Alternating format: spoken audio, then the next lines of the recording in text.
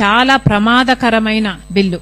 VB gram అన్నది చాలా ప్రమాదకరమైన బిల్లు. పేదవాడికి ఆసరాగా నిలబడిన MNREGA, Mahatma Gandhi national rural employment guarantee act ని మీరు ఖూనీ చేసి ఏదైతే మోడీ గారికి బానిసల్లాగా మారి ఈ కొత్త బిల్లుకి మీరు మద్దతిచ్చారో ఇది మన రూరల్ వ్యవస్థని, గ్రామ వ్యవస్థని ఖూనీ చేస్తుంది. ఎందుకంటే ఇప్పటి నుంచి గ్రామాలలో ఏ పవరు ఉండదు, వాళ్ళకు అధికారం ఉండదు, వాళ్లకు ప్రాధాన్యత ఉండదు. ఆ గ్రామాలలో ఏదైనా ఒక పని చేసుకోవాలంటే, ఒక రోడ్డు వేసుకోవాలంటే వాళ్లకు ఇప్పుడు మార్గమే ఉండదు. మీరు గ్రామాలను ఖూనీ చేస్తున్నారు, గ్రామస్తులను, కూలీలను ఖూనీ చేస్తున్నారు. ఇది భావ్యం కాదు, మళ్లీ ఆలోచించుకోవాలి. కాంగ్రెస్ పార్టీ ఈ కొత్త బిల్లుని పూర్తిగా వ్యతిరేకిస్తుంది. చంద్రబాబు గారు మద్దతివ్వడానికి కూడా పూర్తిగా ఖండిస్తుంది. కాంగ్రెస్ పార్టీ డిమాండ్ చేస్తుంది మన్రేగా స్కీమ్ ని, మన్రేగాని యాక్ట్ ని, Mahatma Gandhi national rural employment guarantee act ని మళ్లీ తిరిగి తీసుకురావాల్సిన అవసరం ఉంది.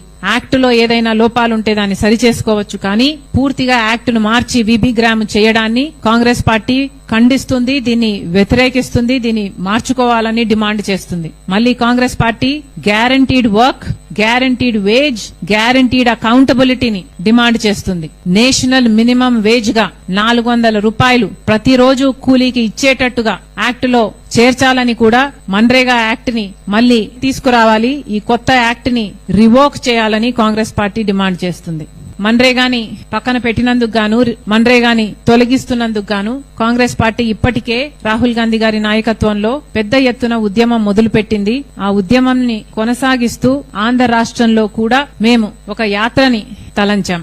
ఫిబ్రవరి 2వ తేదీకి 20 ఏళ్లవుతుంది మన్రేగాని ప్రవేశపెట్టి. ఫిబ్రవరి 2వ తేదీన 20 ఏళ్లవుతుంది. ఫిబ్రవరి 2, 2006 లో రాజశేఖర్ రెడ్డి గారు, సోనియా గాంధీ గారి నాయకత్వంలో, మన్మోహన్ సింగ్ గారి సమక్షంలో ఇది లాంచ్ చేయడం జరిగింది. ఈ 2వ తేదీకి 20 ఏళ్లవుతుంది. ఏ బండ్లపల్లిలో అయితే వాళ్ళు లాంచ్ చేశారో అదే బండ్లపల్లి నుంచి మేము ఒక యాత్ర మొదలు పెట్టాలని తలంచాం. ఇది ప్రతి జిల్లా ద్వారా ఎన్నో గ్రామ పంచాయతీలను టచ్ చేసుకుంటూ పూర్తి రాష్ట్రమంతా పర్యటన చేసేటట్టుగా ఈ యాత్ర ఉంటుంది. దాన్ని నేనే 2వ తేదీ నుంచి చేయబోతున్నాను.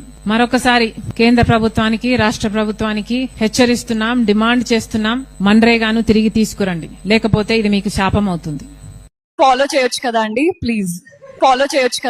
ప్లీజ్.